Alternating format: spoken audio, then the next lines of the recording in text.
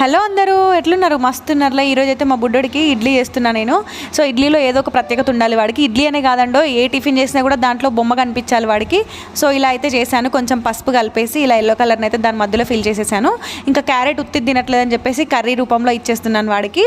ఇంకా మేమైతే సన్నుప్పు అయితే వాడట్లేదని, అంటే మనం కొన్న సాల్ట్ ఉంటుంది కదా, అదైతే వాడట్లేదు. అంటే ఇది కూడా కొన్నదే అనుకోండి, బట్ రాక్ సాల్ట్ తీసుకొచ్చి ఒక 1 అవర్ ఎండలో పెట్టుకొని ఆ తర్వాత మిక్సీ పట్టుకొని వాడుకోవాలి. ఇదే అన్ని సాల్ట్ల కంటే మంచిది మనకి హెల్త్కి.